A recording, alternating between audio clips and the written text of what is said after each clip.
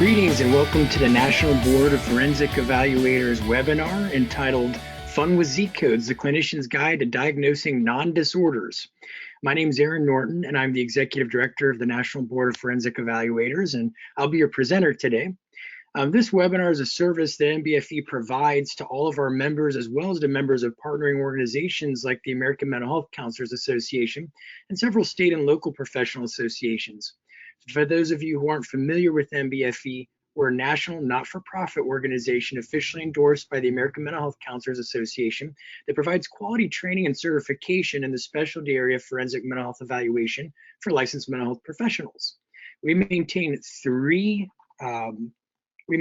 specialty credentials, and those credentials include Certified Forensic Mental Health Evaluator, Certified Child Custody Evaluator, and Certified Forensic Behavioral Analyst.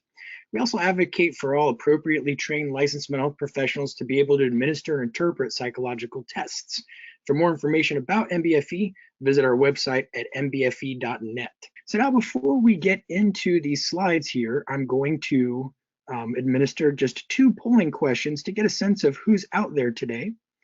First polling question is about your professional identity. Please select all that apply to you, so you can select more than one if you'd like to.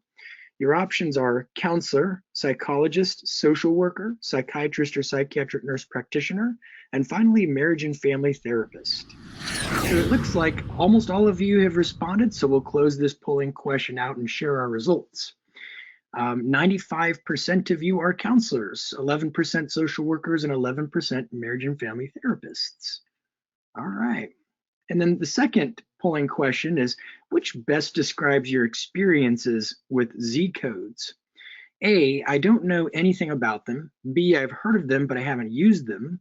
C, I've used them a little. D, I've used them moderately. And then finally, E, I've used them extensively and I'm quite knowledgeable about them. So choose the option that best fits for you. So we get a sense of what your level of experience is with our subject matter today. And I think we'll go ahead and close this polling question out and share our results. So 50% of you have said, I've used them a little. And then we sort of have a three-way tie for the second most popular option, ranging from I don't know anything about them to I've heard of them, but I haven't used them. And then finally, I've used them moderately. But nobody on the webinar today was willing to say I've used them extensively and I'm quite knowledgeable. So my hope is that the content for today's webinar will be very applicable for everybody. All right, so let's get right into it then. Now, first thing is you'll see on this slide, here's some contact information for me. So in the event that we don't get to your question, or you come up with a question later on about the content that you didn't get answered, feel free to send me an email to aaron@nbfe.net, and then I'll be glad to answer those questions later. Also, I mentioned to you earlier that we have handouts in the system, but there is a link that you can access to those handouts out later. Plus, this link also gives you an additional PDF, a higher quality image of all of the slides for today that you won't find in your GoToWebinar control panel because the file is too large to really be placed in that area. So you can use this link to access that file as well. So the link is app.box.com/v/z-codes. Okay. So what we're going to cover today, we will first define Z codes and we'll list the reasons why they're so important for thorough assessment and treatment planning. We'll learn a strategy for quickly locating them in the DSM. And then finally, we're going to actually have two case scenarios in which we will identify some Z codes. And my hope is to only spend about half of the time today on our didactic portion, and the other half will be more clinical exercise, giving you an opportunity to implement the information from the first half. So we'll move at a pretty rapid rate for that reason. My hope is that no matter who you are, that this content is going to be helpful for you. It's really designed for all levels, whether you're a student, a counselor educator, a therapist, working in a clinical setting, a supervisor, or a forensic evaluator. But I also want it to be made known that if you are an applicant or a candidate pursuing your credential as a certified forensic mental health evaluator, then you are actually required to include Z codes in your report that you send to the oral examination committee. And not only that, but if we look at the information in your psychosocial self-report section and we see that there are applicable Z codes that you didn't include in your diagnosis, then that could be considered an oversight. So hopefully this webinar will be very helpful for those of you who are pursuing that credential as well. Now, first, we need to get just a couple basics out of the way to make sure we're all on the same page about a few things involving the DSM-5. I want to cover the myth of DSM-5 codes. See, a lot of people talk about DSM-5 codes, but technically there really is no such thing as a DSM-5 code. Now, that may sound confusing because you might say, well, if I look in my DSM-5, I see codes in there. For example, here's generalized anxiety disorder. If you look at that in section 2 of your DSM-5, you'll see 300.02 and then in parentheses F41.1. And you'll say, see, those are DSM-5 codes, but they really aren't. What they really are is ICD codes. They're codes that the APA and the DSM-5 task force took from the International Classification of Diseases, an entirely different body of work. And then they provide those codes for their diagnoses on your behalf so that you don't have to spend time trying to find those codes yourself.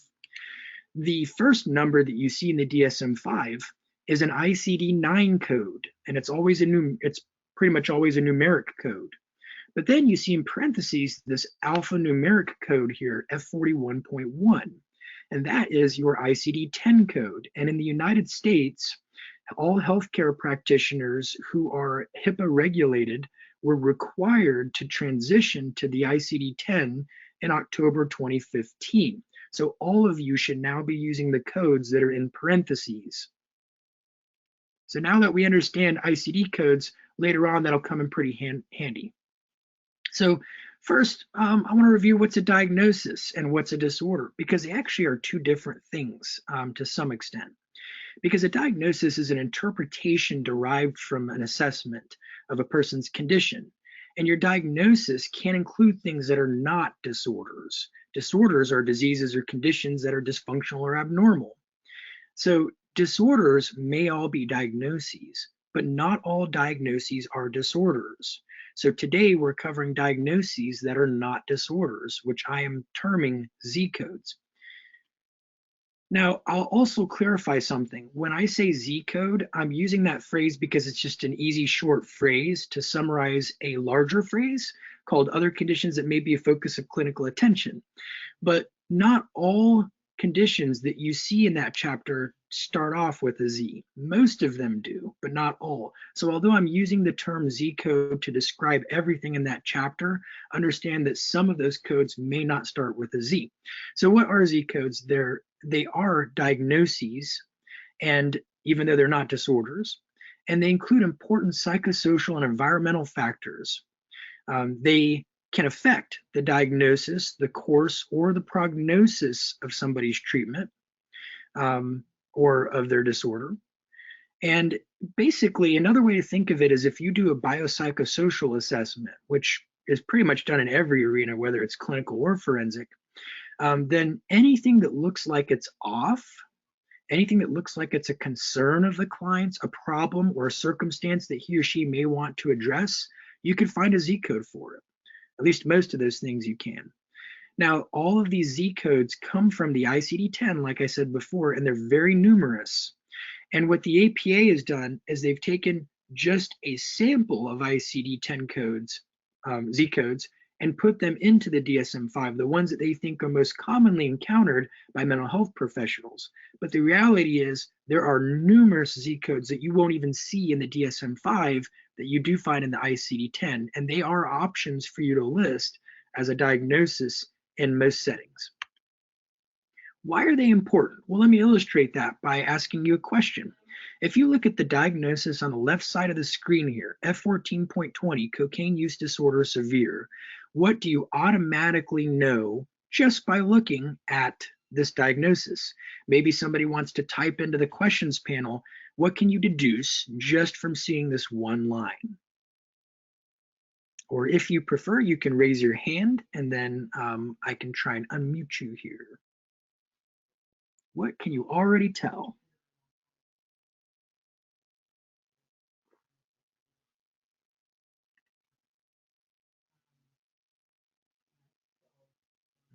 right, so we got some people chiming in now. Connie says cocaine dependence. Well, yeah, it's this disorder is the DSM-5 equivalent of what we would have called cocaine dependence in the DSM-4. And Tom says client has a significant cocaine use that impairs functioning in one or more areas. Yeah, you could say that. I think that's something you can deduce. And Jackie says, well, there might have been some legal issues. Maybe that's possible. We don't really know. People can have a severe use disorder without a legal issue, but they often do. So let me tell you what my thoughts are. What you can automatically tell is that this is a person who has a pattern of cocaine use that is considered maladaptive. It causes clinically significant impairment or distress. And you also know that they've met at least 6 of 11 symptoms of a substance use disorder in the same 12-month period. You can also assume that they are not in remission, which means that we haven't had at least a 3-month period where they don't experience any symptoms of a cocaine use disorder other than possibly craving. So that's great. You can know that, and that's about all you can really know from looking at this line. But let me show you a different version of this diagnosis. Now, let me ask you, what can you deduce about this client? Well, instead of not wasting time, but because we have limited time today, instead of letting you all chime in on it, I'm just going to walk you through what we can deduce from this diagnosis.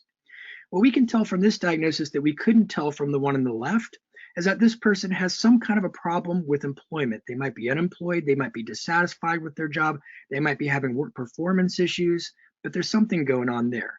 We also know that they have some kind of a romantic partner and that they have problems in that relationship with that romantic partner. In addition, we know that there's something unusual going on in their developmental lifespan, some kind of a life stage crisis, maybe, such as having a difficult time transitioning into young adulthood as a college student, maybe, or like entering into retirement and not doing very well with that transition, or maybe empty nest syndrome if this were maybe a parent whose children have grown up and now they left the house and they're really disturbed by that.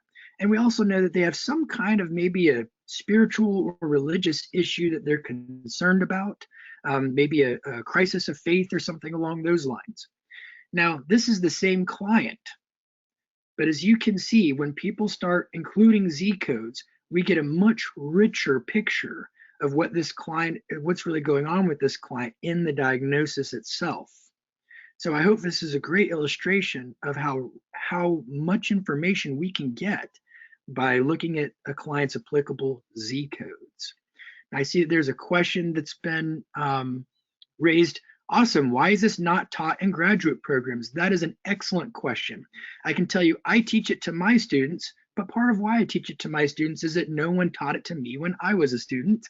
And I will tell you later on one reason why I think it's not taught very often in graduate programs as it should be. So, so these are my happy minions who like the diagnosis on the right-hand side. Okay, so why are they important? Because they're part of a holistic biopsychosocial assessment. They tell us an awful lot about triggers and causes and contributors of mental disorders. They provide a very succinct and organized summary of a very lengthy psychosocial assessment. They inform case conceptualization, treatment planning, and case management. Sometimes a Z code might tell you, wow, like this client, they don't have access to transportation. They may need referral to a case manager or someone who can help them get transportation to even go to treatment. Z codes tell you all of that kind of information. They also help you to remember things and get unstuck. So imagine that the client that we saw in this previous slide, imagine that you saw a client, you work in a very busy setting, you've got lots and lots of clients that you see. You see a client one time for an intake, and then they disappear for a few months, and then they show back up again for a second appointment. You should be able to go back to your psychosocial assessment, and instead of having to reread the whole assessment to remind you of what was going on with this person, you can just skip straight to the diagnosis, look at your list, and it'll probably start coming back to you. I noticed that when I look at their Z code list, it all starts coming back. Oh yeah, I remember this person had this problem with their supervisor at work, and their partner had just left them, and they had this crisis of faith going on, and it all starts coming back to you when you just look at the diagnosis alone. Also, they are generally billable under employee assistance programs, but they're not billable under insurance plans. Why? Because they're not disorders, and insurance only pays for disorders in most scenarios. So if you submit a claim to an insurance company, unless you have a disorder in the first diagnostic slot, then you may not get reimbursed. Understand that. But you should still be including Z codes regardless of whether they're going to be the primary condition that you're reimbursing under insurance. So to further illustrate the importance of Z codes, I'm going to read a very, very quick story from a textbook called Clinical Mental Health Counseling in Community Agency Settings by Samuel Gladding and Deborah Newsom. This is a textbook that I use in a course that I teach at USF. The following story was popular when I, referring to Gladding, one of the authors, first entered the counseling profession. A young man took a stroll by a river. As he was walking, he noticed an old woman flailing her arms in the midst of the river and yelling for assistance. Without hesitation, he jumped into the water, swam out, grabbed her, and pulled her to safety. Just as she was recovering, a boy floated past in dire straits. Again, the young man dove into the water and rescued the boy in the same brave way he'd rescued the older woman. To the young man's chagrin and to the amazement of a small crowd that was gathering on the banks of the stream, a third person, a middle-aged executive, came floating by, yelling for help. The young man was a hero once more with his rescue of the businessman. Exhausted, the young man then started walking upstream. As he did, a bystander asked him, "Aren't you going to stay to rescue others who may fall in the river and need you?" The young man replied, "No, I'm going farther up the river to find out why these people are falling in." This story illustrates a key component of counseling in general and clinical mental health counseling in particular. Counseling focuses on prevention whenever possible, on altering people's environments to make them hospitable as opposed to hostile, and on providing direct services when needed. So the idea here is that the Z codes provide us all of the context that we need to be preventative and to more adequately treat the source of the problem for many clients. They tell us about stressors. So for example, I tell my students and interns, if you ever diagnose adjustment disorder, I better see at least one Z code underneath it. Why? Because an adjustment disorder by definition is basically a sort of a disordered response to acute psychosocial stressors. So when I see adjustment disorder in a diagnosis, I next need to see what are the stressors that the person is having a hard time adjusting to. So when they list the Z codes underneath adjustment disorder, I know the answer to that. They're having a hard time. This is a child who's having a hard time dealing with parental relationship distress and who is maybe being bullied or excluded or rejected by their peers in some way. And these are likely the stressors that are part of the adjustment disorder that the child is having a hard time adjusting to. Another example over here, PTSD. If I see a PTSD diagnosis, then I should see Z codes that tell me what caused the person, what were the traumatic events that the person's having a hard time with. In this case, we see a case of an individual with PTSD with dissociative symptoms. We know that the PTSD was triggered by being a victim of terrorism or torture.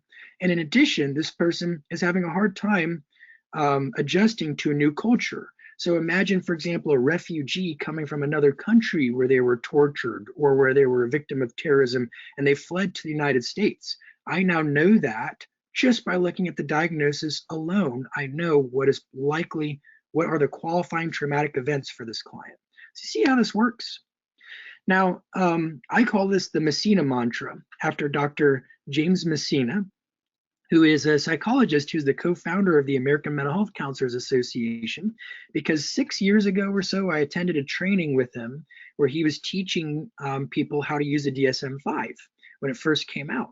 And he said, diagnose mental disorders conservatively, diagnose Z codes liberally. So in other words, you only diagnose a mental disorder when the evidence really tells you they truly do meet the diagnostic criteria. But Z codes, you list them left and right for everything that you can see that will be relevant and important from a clinical perspective. So what does a Z code look like? Well, I showed you earlier a disorder in the DSM-5, but here's a Z code. In the ICD-9, we have a V61.10 code, relationship distress with spouse or intimate partner. But in the ICD, I'm sorry, that was the ICD-9. And the ICD-10, we transitioned to a Z code, Z63.0, for the same condition.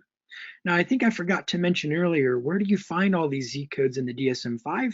You find them in section 2, the same section as all the disorders, but in the final chapter called Other Conditions That May Be a Focus of Clinical Attention. That's where they all come from. So what does a full DSM-5 diagnosis look like? This comes from an article in Counseling Today magazine in 2013. And you can see, interestingly, the author, the diagnostician, listed a Z code first because that was what was most clinically relevant and the primary of focus in his work with his client.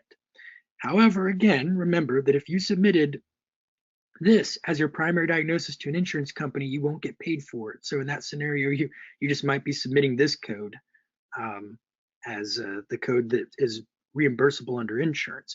But you can see here's a Z code. Somebody who's about to be deployed for combat or something along those lines.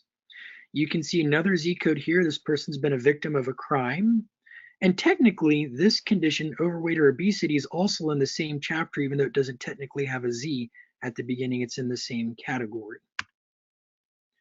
So what are your categories of Z codes in the DSM-5? First, we have relational problems. We have abuse and neglect, educational and occupational problems, housing and economic problems, other social problems, problems relating to crime or the legal system, other health service encounters for counseling or medical advice. This is a very catch-all, other problems related to various circumstances, and other circumstances from the person's history. They're kind of weird categories, but we'll make sense of them in a few minutes. And there's so many Z codes that I couldn't possibly cover them all with you today. So we'll just get a sampling of some of the most common ones. So when you're trying to find Z codes, what you're looking for is, what does this client really want to change? What's the client really unhappy with in their life? What looks like a problem? What looks like a goal? And why are they coming to see you? And if you see something that isn't necessarily a disorder, but it's an answer to these questions, then there's probably a Z code out there for it. So let's go straight into now our first case example. First, let me just check and see if we have any additional questions. Somebody has said that they've lost sound and that they can't hear me. I only see one person making that comment, so my hope is that everyone else is able to hear me fine right now, and that maybe it's an issue on somebody else. Oh, okay, never mind. People are saying they can hear me fine and everything's working, so great. Except now I've lost my mouse. Let me bring it back here. Okay, so here's our first case example. This is actually one I use for my graduate students. Arnold, a 28-year-old African-American male, presents for his initial appointment at your private practice. He reports that he's been worrying a little more than usual lately because he's at a crossroads in his life and he's uncertain about how to proceed. He's been seeing Amy, his girlfriend, for 3 years. They moved in together approximately 1.5 years ago. He describes her as an amazing person and reports that they've always gotten along very well until recently. For the past few months, they've had several arguments about the future of their relationship.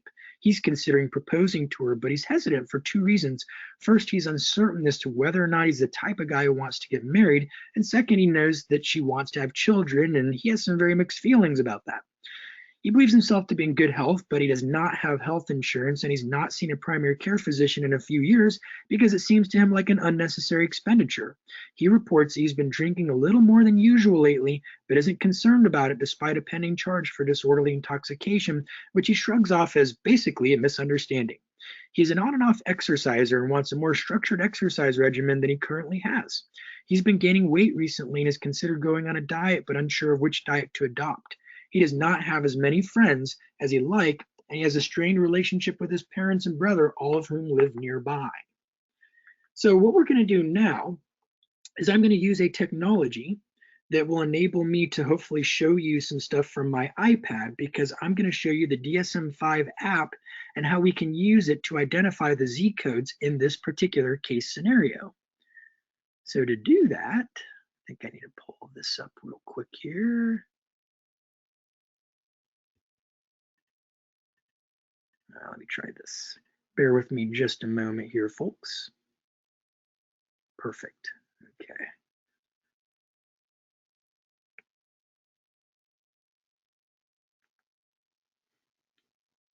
Let's do screen mirroring, and we'll mirror to my MacBook. And we also need to minimize our screen here for a moment.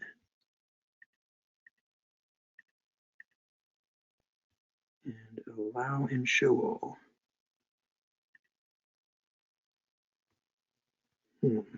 Okay, there we go. So you should now see my app here. And then I'm going to try and also minimize this slide of. Wow, that's not going to be ideal. Let me see if I can fix this real quick. We'll just have to live with this. This is probably the best we'll get. I'm going to open the DSM5 app here real quick. And so on the DSM5 app, notice that on the left-hand side here, you have all of your chapters from section 2 of the DSM5. This is the DSM5 Diagnostic Criteria app. Notice also that if you scroll down on the left, you get to the very last section that says other conditions that may be a focus of clinical attention. That's what we're going to focus on here because that's where we find our Z codes. So we will click on that. And then you get all of your categories of Z codes on the left-hand side here. Now, in this case scenario, I know it's very hard to read that screen right now. I'm going to try and, yeah, it's not going to help very much. I'm going to try and make it a little bit easier for you. But what do you think is one example of a problem that you see in this slide that may not be a disorder necessarily, but it might be something clinically relevant? Why don't you think about it and then take, or maybe you remember just from me reading it, you remember what one problem is, and then type that thing into the box here real quick, into your question box.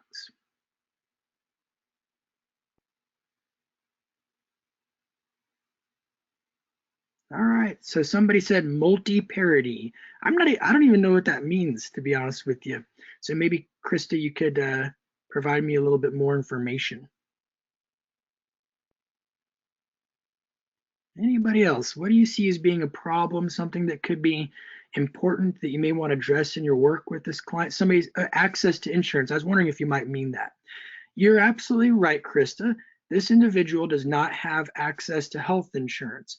Now, let's assume that he sees that as a problem, that he wants access to health insurance. Maybe the issue is it just seems expensive and he doesn't necessarily think he has it in the budget or something.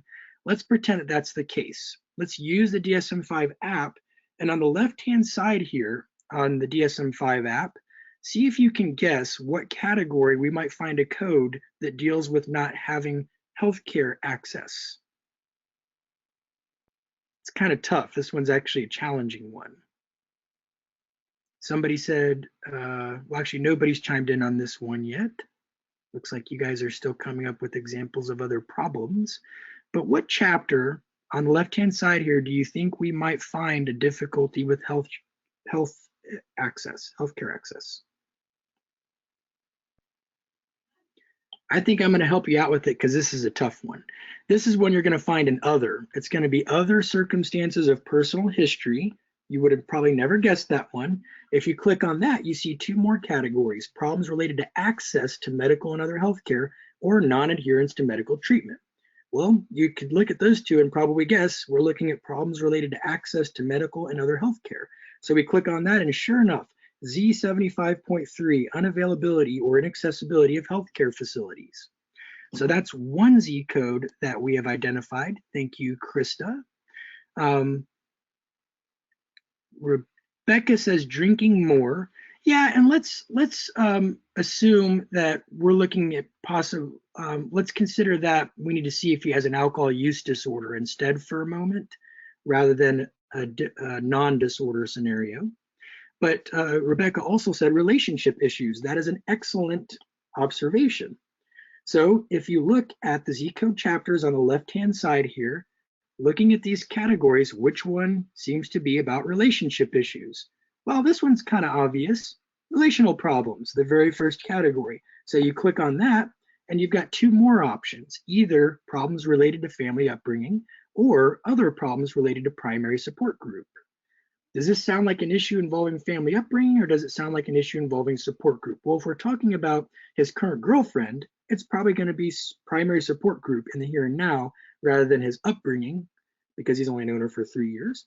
So we're going to click on other problems related to primary support group, and sure enough, the very first Z code, 63.0, relationship distress with spouse or intimate partner. And if you read this paragraph, it looks like it applies very well to a scenario.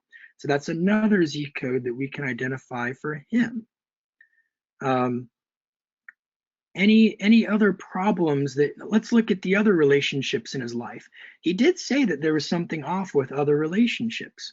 He said that he doesn't have as many friends as he'd like, and he also has a strained relationship with his parents and siblings, if I remember correctly.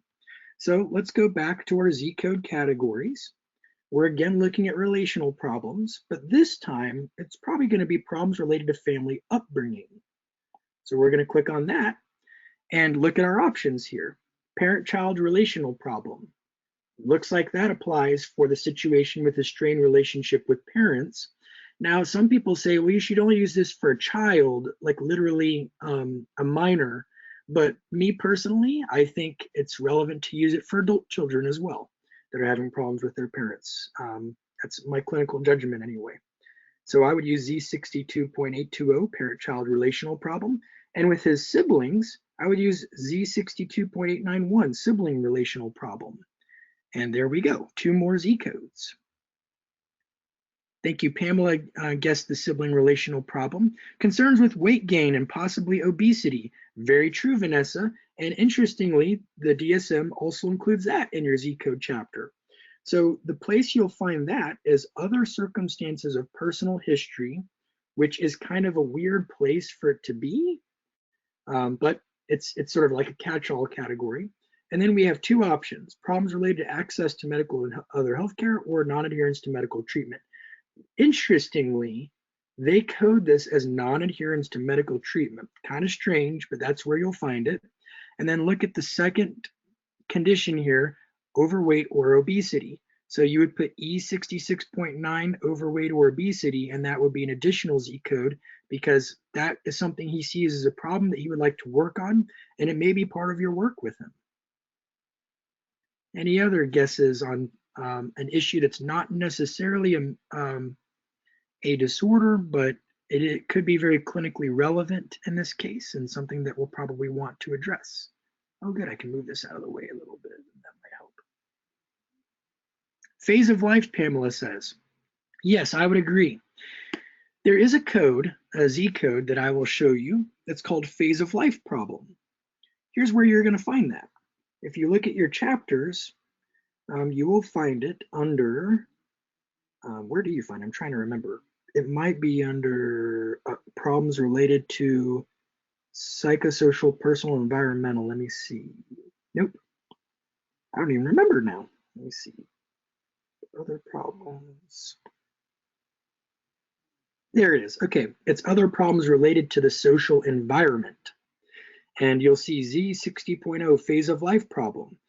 This category should be used when a problem adjusting to a life cycle transition, a particular developmental phase is the focus of clinical attention or has an impact on the individual's treatment or prognosis. Examples are entering or completing school, leaving parental control, getting married, starting a new career, becoming a parent, adjusting to an empty nest after children leave home, and retiring. Sure enough, it sounds like that applies in this case because 2 of his big dilemmas are, do I marry her? Do I want to have kids? And that's stuff that he wants to address in his work with you. So you would code phase of life problem. And Vanessa says self-esteem issues, perhaps not being a good enough man to marry his girlfriend. That's possible. Let's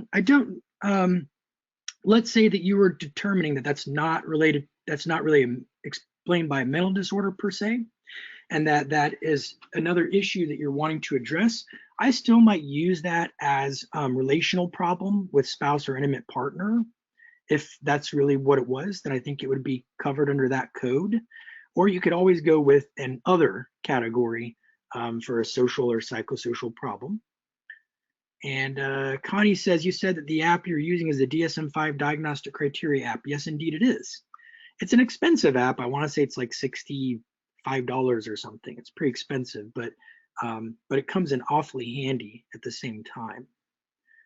All right, so let's look at what I found my opinion was when I looked at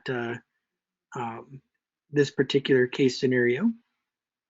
And what I'm going to do for right now is get the iPad off the screen here completely. So I bolded several things here that I thought were possible problems or issues or circumstances that may not necessarily be disorders, but maybe contributors, causes, circumstances related to the disorders. He's at a crossroads in his life. There's your phase of life problem. Several arguments with his girlfriend. There's your relational problem with spouse or intimate partner.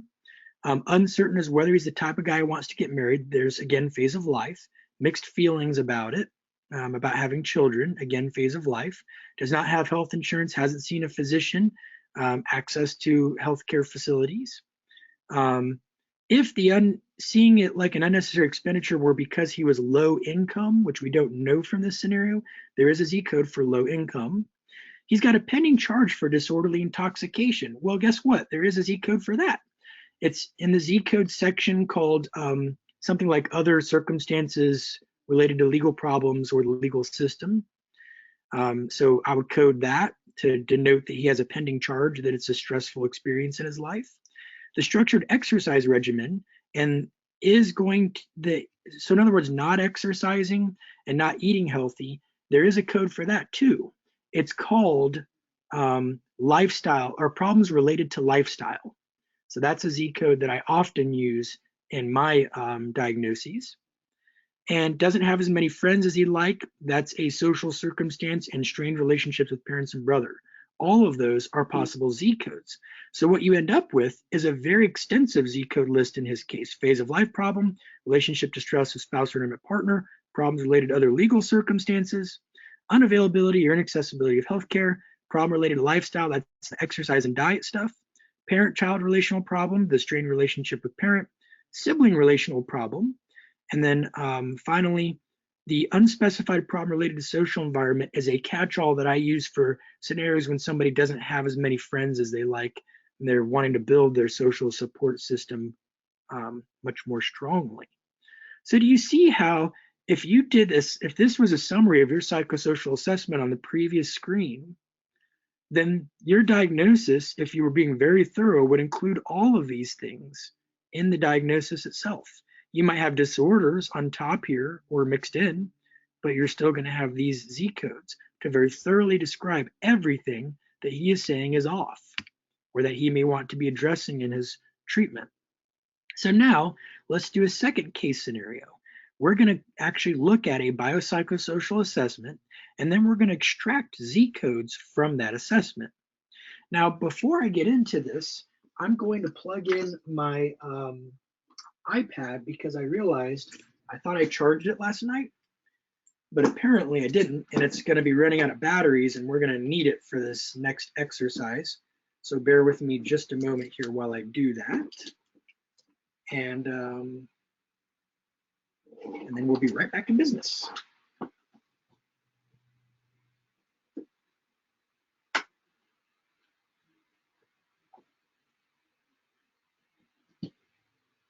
All right, there we go. It is charging again. So for our second case scenario, what we're going to do is in your handouts, you will see that there is a file that's called Sample Psychosocial Packet. This is the actual psychosocial template that we use in my practice for all of our therapy clients. And I didn't fill out page 1 and the consent page and legality stuff, but in our psychosocial packets, we actually have something called the Adult Checklist of Concerns, which you can find online just by Googling it, where clients can check and circle the things that they're concerned about in their life. That is handing you a Z code list on a silver platter, but we're going to skip past that and pretend it doesn't exist for a moment. And we're just going to look at the usual categories that you see in a psychosocial packet and see if we can extract from it the things that are problems with this client. Now, before we do that, I'm just looking here to see if there are any new questions.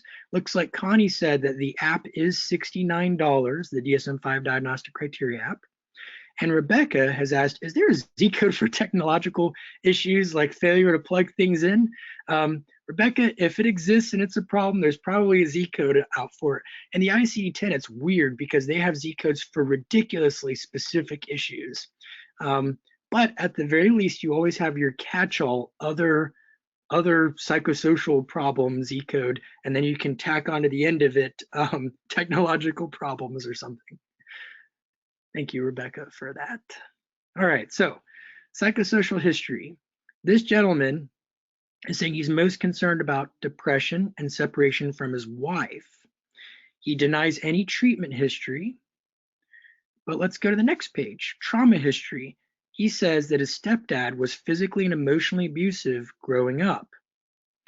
Okay, he also says his father died 2 months ago, and there's a family history of depression, bipolar disorder, suicidality, and alcoholism. So let's use our mirroring technology here, and let's bring in the iPad, the DSM-5 Diagnostic Criteria app, and see if we can start to make sense of some of these issues.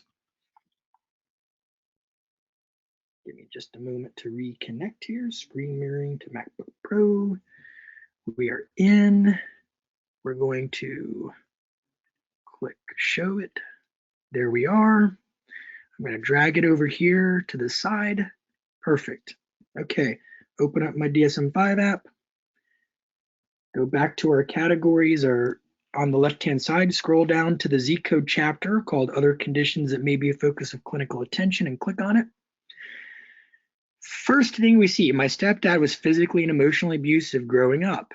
That sounds like that could be a Z code. It's not necessarily a disorder, could be a cause of a disorder or a contributor, may not be, may just be an issue that a client that might be relevant when you're working with a client. So if you want to guess, where would we find a Z code for this using the categories that you see on the left-hand side of the DSM-5 app for the Z code chapter?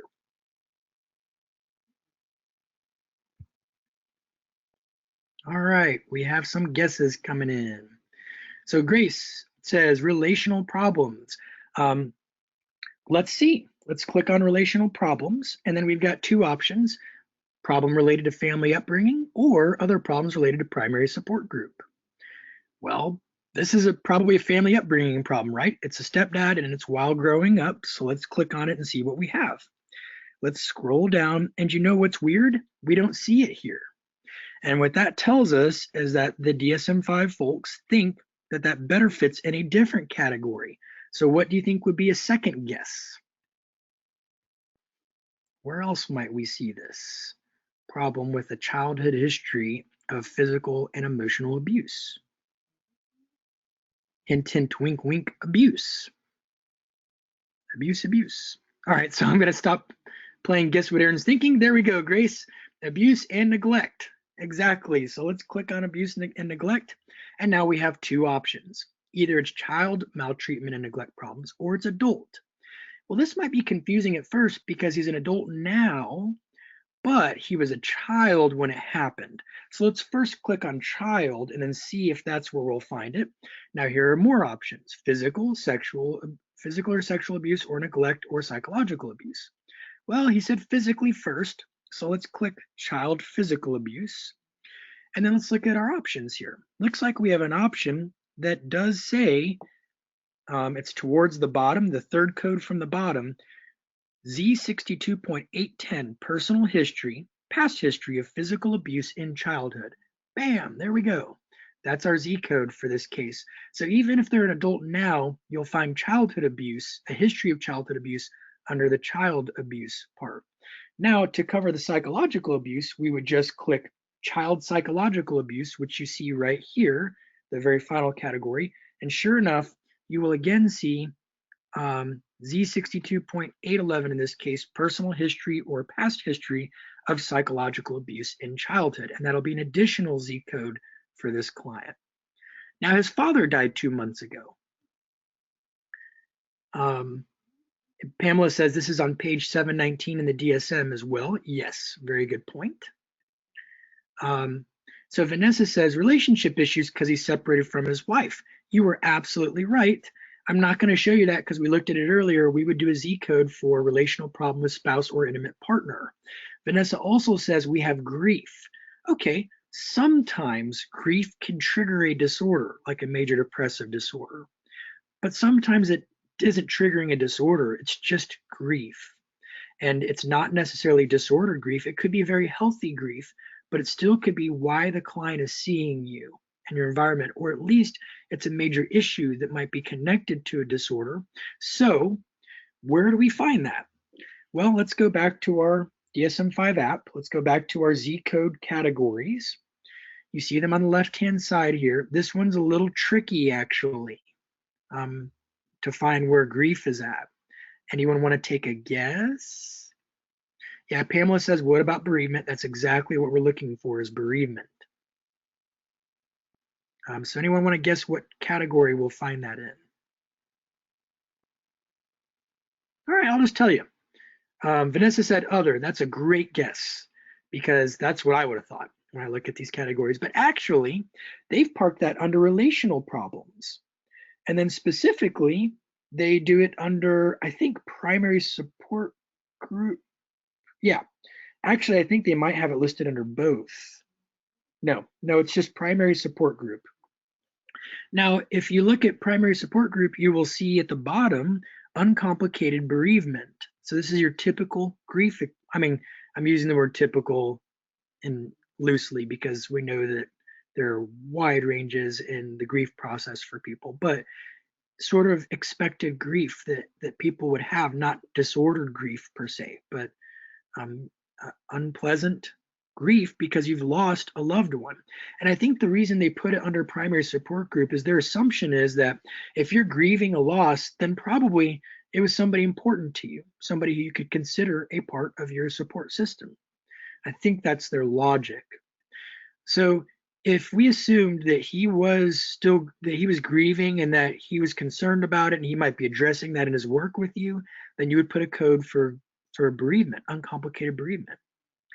Now we'll skip over to the next page here. We've got diabetes, right?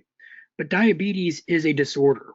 So if you were listing your diagnoses, you would probably have diabetes as a disorder, provided that you either have medical documentation from an appropriate medical health or medical professional who diagnosed diabetes, because that's outside of the scope of your practice to make that diagnosis, or you're going to put diabetes by client self-report. But either way, that's a disorder. So, but we do have no primary care physician and no health insurance. So once again, we'll use our lack of access to healthcare code like we did in the last scenario. But now we've got high blood pressure. Well, that could be a disorder like hypertension. But again, we have a special Z code, although technically it's an E code, but it's in the Z code chapter for overweight or obesity. So we'll include that. The person uses insulin as a medication, but that's not a problem per se. That's more like a solution or a strategy. They have no allergies. Let's assume that with alcohol and tobacco, we're looking at more disorders. So let's skip that and let's go to family history. Well, let's see here. Family situation sucked growing up, he says. And family members fought a lot. But this was while growing up, and I don't think we would really have a Z code for this unless he wanted to deal a lot with things from the past that were still affecting him relationally in the future, in which case or in the present, I mean, in which case we will probably have a relational problem Z code anyway. So let's skip past that and let's go to, we already did physical and emotional abuse from stepdad. Oh, he's separated. So remember, there's our spouse, a relational problem with spouse or intimate partner, but there is an additional code for separation, actually. When somebody's separated or divorced, and that's the primary issue, we can actually do a different Z code than just relational problems. We can actually do one. It's right here on the app. It is the second Z code that you see here. disruption of family by separation or divorce. So we could give him Z63.5 for that concern. Continue scrolling down here. Doesn't have very many friends. Let's assume that he views that as a problem, something that he would like to be addressing in his work with you, or you think it's really relevant to the work that we're doing. The way I would do that, when you look at the codes on the left side of the Z code chapter, I would click other problem related to the social environment. And because strangely, it's not captured in any of these other Z codes, I would do unspecified problem related to social environment for this code. If he was being bullied and rejected by others, we'd use this code. But if it's just not having friends, then I think this would be the appropriate code to use. So then, see what else we got. So in the past, romantic relationships have never worked out, but we've already got the relational problem captured in his current relationship. So I think we're set there. His significant other's tired of him. We know that. Oh, let's check this one out. We haven't covered this yet. Used to be Christian, not so sure anymore. Let's assume for a moment that this is actually troubling to him. He's having a crisis of faith and he's having a hard time wrapping his mind around it. And it's really troubling him and he wants to address it in his work with us. There is a Z code for that. It's another one that's kind of hard to guess though. So let's look at the chapters here, and I'll just kind of skip ahead and tell you for time purposes that I think we're going to find that under problems related to other psychosocial, personal, and environmental circumstances right here, basically a big other category, I think. And sure enough, there it is. First code Z65.8, religious or spiritual problem, like questioning of faith, for example. So we would use this code for that presenting concern. He's not plugged in with any social groups, but we've already got an unspecified problem related to social environment. He does have some hobbies, so that's great. School sucked growing up, but he did get his high school diploma. He dropped out of community college. Let's assume that happened a long time ago and he's not worried about it. He is, however, has zero income and he's not working. Well, we do have Z codes for that. If we go back to our categories, that's going to be first educational and occupational problems. Click on that and you have education or occupation. Let's go with occupation. And there's other problem related to employment. And it specifically says that that can include being unemployed. It can include job dissatisfaction, all kinds of things like that. So we have Z56.9, other problem related to employment. Now let's go with his low income. That's a problem. So let's go back here to housing and economic problems. Economic problems, low income. So we'll click on that and then we'll click economic problems. And sure enough, Z59.6, low income. You might even go with extreme poverty, but let's assume that he's not living an extremely impoverished lifestyle yet, but he right now is low income. So then the next issue is a DUI. Also he has uncertainty about his vocational focus, so that can be captured by the other problem related to employment as well. He's got a pending DUI charge. It recently happened. So let's go back to our categories.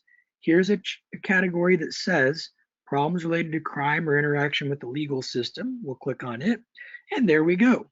We have problems related to other legal circumstances. That's the one I would use for a pending charge. He doesn't know who he is. So what I would use for that is the phase of life problem. Here is an adult who has lost his job, lost his relationship, and now he doesn't even know who he is anymore or what his identity or purpose is in life. That's a life transition issue the way that I view it. So we have, yes, Vanessa correctly pointed out legal issues because of the DUI earlier. So she was ahead of me on that. I just didn't see her comment on it.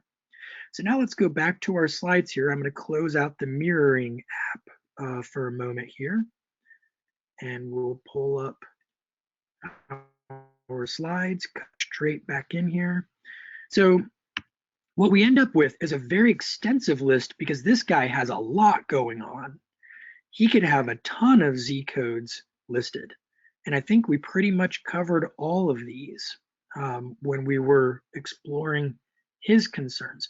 So do you see how much information you can get from a diagnosis if your diagnosis includes Z codes? Now, I will remind you, not all Z codes are in the DSM-5. Here's an example. I had a client come in with PTSD, and it was because of a motor vehicle accident. I know it has V, but it still is technically a Z code scenario. It's not a disorder. I didn't find this in the DSM-5. There wasn't a close fit in the DSM-5. I would have had to do a generic other, but instead I chose to go to the ICD-10 itself and find the appropriate code. So where can you find that? For free, you can go to icd10data.com, or you can download an ICD-10 app for a mobile phone or a software program, and then you can find other Z codes that aren't even in the DSM-5 if you want to. One example is I had a client who had a major depressive disorder, which was partly connected to the fact that his sexual orientation was homosexual, but he was not okay with it, and he wished he was not gay. So there's actually a Z code for that in the ICD-10 that you won't find in the DSM-5 called ego dystonic sexual orientation. And that code doesn't mean that you're saying that the sexual orientation is a problem. You're saying that the problem is that he's distressed by his sexual orientation. That's the problem. So some resources here real quick, because I know we're out of time. We have our DSM-5 Diagnostic Criteria app. We talked about ICD-10 data, and then there are other apps that you can use and our references. So I hate to say it, folks, but we moved at a rapid pace and we're about out of time here. So I'm not sure that we can take any questions that we haven't already taken, but you're welcome to send me follow-up questions.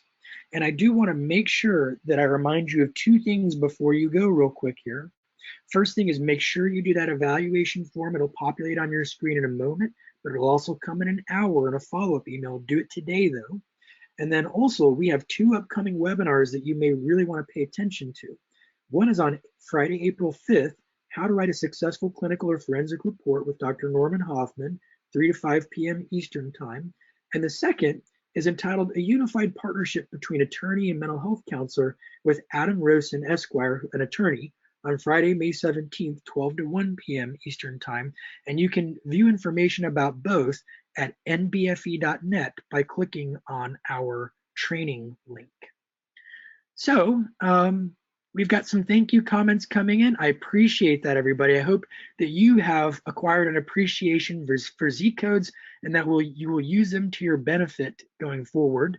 Let me know if you have follow-up questions, and I'm going to wish you all a happy and fulfilling weekend. And oh, by the way, those of you who are CFMHEs or applicants and candidates, remember that this afternoon at 4:30 p.m., we have a colleague collaboration event where we just get together and brainstorm and consult with each other and exchange resources and ideas. So hopefully I'll see some of you at 4:30. You can go again to nbfe.net and click on the training link to see that event. Have a good one.